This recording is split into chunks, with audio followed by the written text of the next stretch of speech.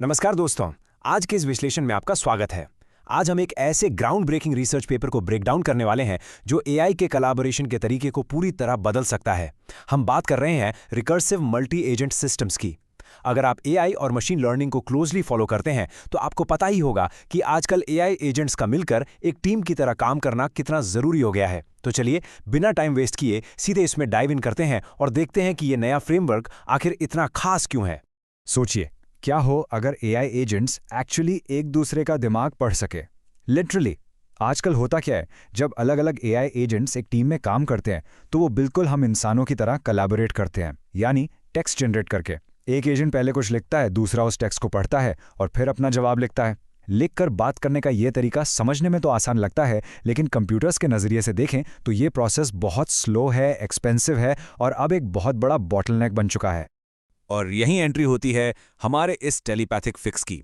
Standard multi agent systems यानी MS पूरी तरह से टेक्स्ट पर डिपेंड करते हैं, लेकिन रिकर्सिव मास एजेंट्स को एक सुपर पावर देता है जिससे वो एक दूसरे को बिना बोले सिर्फ अपनी मैथमेटिकल थॉट्स या लेटेंट स्पेस के जरिए समझ सकते हैं।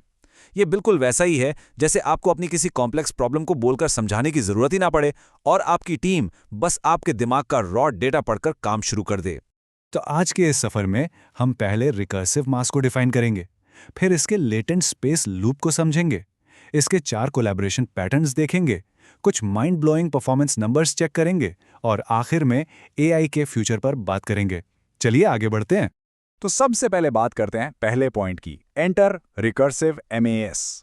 आखिर ये रिकर्सिव मैस है क्या चीज? सिंपली पुट, ये एक कंटिन्यूअस लूप है जहां एजेंट्स लेटेंट स्पेस में कोलैबोरेट करते हैं। यहाँ 2 वर्ड्स पर खास ध्यान दीजिए, लूप और लेटेंट स्पेस।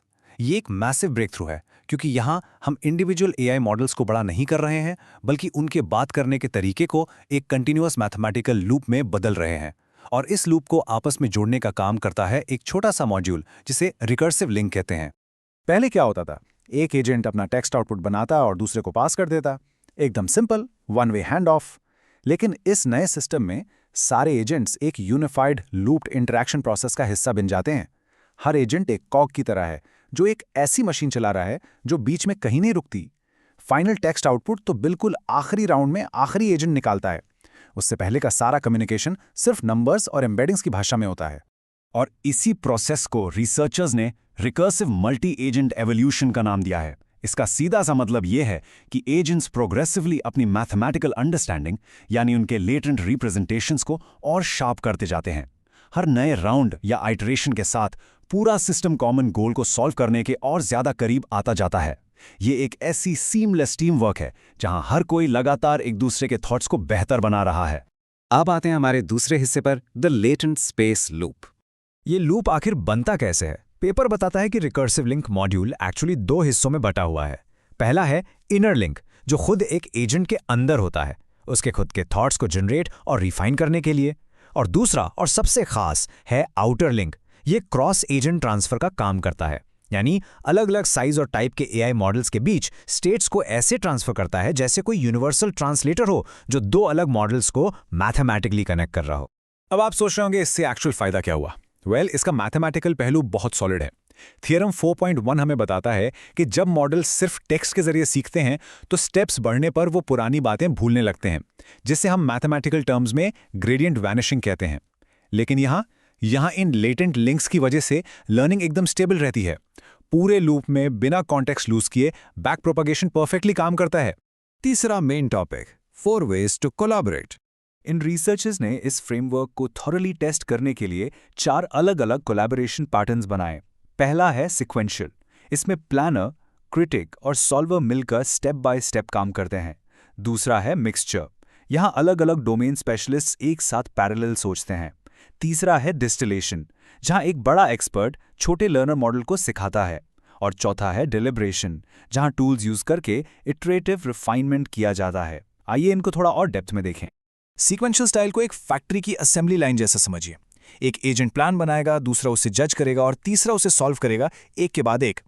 वहीं दूसरी तरफ मिक्सचर स्टाइल बिल्कुल वैसा है जैसे एक डॉक्टर, एक इंजीनियर और एक साइंटिस्ट एक ही रूम में बैठकर अलग अलग पैरेलल सोचें और आखिर में एक समराइजर आकर उनके थॉट्स को जोड़कर एक फाइनल आंसर बना दे।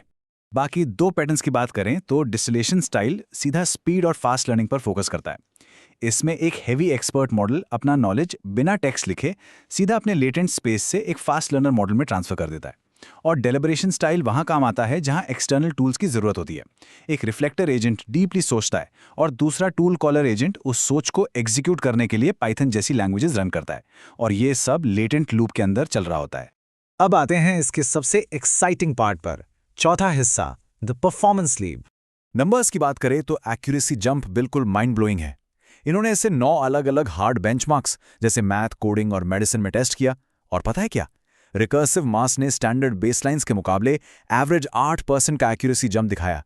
एआई की दुनिया में सिर्फ फ्रेमवर्क चेंज करके 8% का जंप प्रैक्टिकली एक मैसिव अचीवमेंट मानी जाती है। लेकिन रुकिए, कहानी यहाँ खत्म नहीं होती।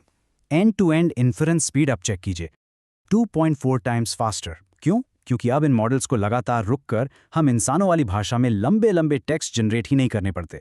उनका इंटरमीडिएट कम्युनिकेशन मैथमेटिकल होने की वजह से प्रोसेसिंग स्पीड लिटरली रॉकेट की तरह बढ़ गई है। और सबसे बड़ी बात, खासकर उनके लिए जो क्लाउड और एपीआई के बिल्स भरते हैं, टोकन यूजेज में स्टैगरिंग 75.6% तक की गिरावट। क्योंकि एजेंट्स आपस में वर्ड्स बोल ही नहीं रहे हैं, उनका कम्युनिकेशन सिर्फ लेटेंट नंबर्स में हो रहा है, तो नेचुरली टोकन्स बच रहे हैं।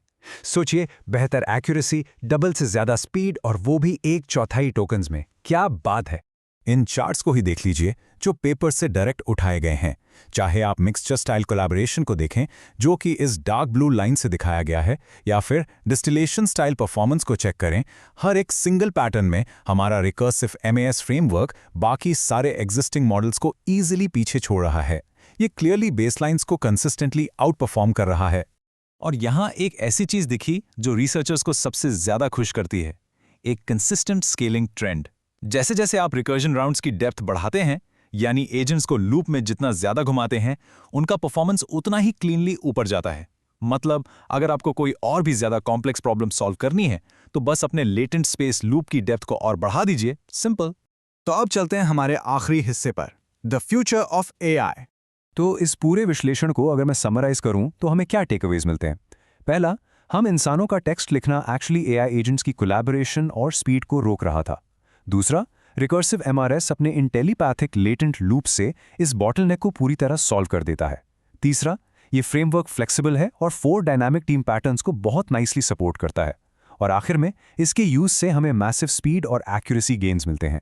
ये पेपर क्लियर प्रूफ है कि एआई का फ्यूचर सिर्फ और नए बड़े मॉडल्स बनाने में नहीं है, बल्कि उन मॉडल्स के बीच के कोलैबोरेशन प्रोसेस को एफिशिएंटली स्केल करने में है।